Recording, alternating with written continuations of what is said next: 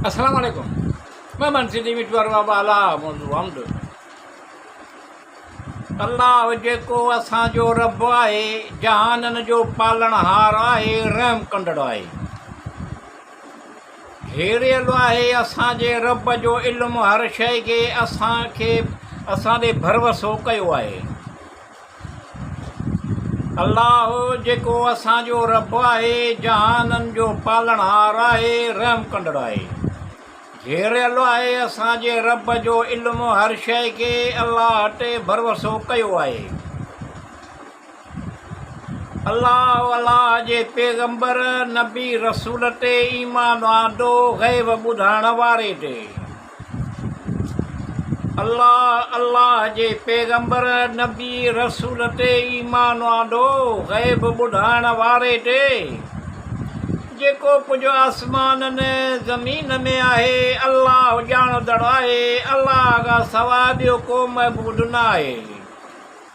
अल्लाह जेको असांजो रब आहे, जहाननि जो पालणहार आहे, रहम कंदड़ आहे। घेरियल आहे असांजे रब जो इल्मु, हर शइ खे अल्लाह ते भरवसो कयो आहे। अल्लाह हुकुम कंदो आहे भलाईअ जो। अल्लाह हुकुम कंदो आहे भलाईअ जो, बुराईअ खां मना कंदो आहे। अल्लाह जेको असांजो रब आहे, जहाननि जो पालणहार आहे, रहम कंदड़ आहे। घेरियल आहे असांजे रब जो इल्मु, हर शइ खे अल्लाह ते भरवसो कयो आहे। हलाल फरमाईंदो आहे उन्हनि लाइ पाक शयूं। हलाल फरमाईंदो आहे उन्हनि लाइ पाक शयूं, ख़राब शयूं हराम फरमाईंदो आहे। अल्लाह जेको असांजो रब आहे, जहाननि जो पालणहार आहे, रहम कंदड़ आहे। घेरियल आहे असांजे रब जो इल्मु, हर शइ खे अल्लाह ते भरवसो कयो आहे। उहे निमाज़ क़ाइमु रखनि था अल्लाह जे ॾिनल माल मां ख़र्च कनि था, उहे ई मुस्लमान सचा आहिनि। उहे निमाज़ क़ाइमु रखनि था अल्लाह जे ॾिनल माल मां ख़र्च कनि था, उहे ई मुस्लमान सचा आहिनि। उन्हनि लाइ उन्हनि जे रब वटि रोज़ी इज़त जी ऐं बख़्शिश आहे। अल्लाह जेको असांजो रब आहे, जहाननि जो पालणहार आहे, रहम कंदड़ आहे।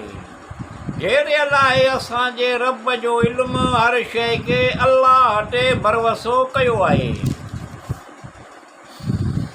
या अल्लाह रब्बिल आलमीन अल रहमान अल रहीम, तूं सभु ॼाणींदो, तोखे सभु मालूम आहे। चेटाननि जे शरगां विसुसनि खां पनाह घुरां थो, तूं पनाह ॾे, हिमत तौफ़ीक़ अता कर, रिस्क रोज़ीअ में बरकत अता कर। या अल्लाह रब्बिल आलमीन अल रहमान अल रहीम, तूं सभु ॼाणींदो, तोखे सभु मालूम आहे। चेटाननि जे शरगां विसुसनि खां पनाह घुरां थो, तूं पनाह ॾे, हिमत तौफ़ीक़ अता कर, रिस्क रोज़ीअ में बरकत अता कर। सेहत तंदुरुस्ती नेमत अता कर, ख़ुशी खुशहाली अता कर, सुखियो सताबो करे, उहे कम थियनि, मिठूअ जा मतिलब नेक मक़सद हासिल थियनि। अल्लाह ग़ालिब हिकमत वारो आहे, बेशक अल्लाह बख़्शिश वारो महिरबान आहे। अल्लाह जेको असांजो रब आहे, जहाननि जो पालणहार आहे, रहम कंदड़ आहे। घेरियल आहे असांजे रब जो इल्मु, हर शइ खे अल्लाह ते भरवसो कयो आहे।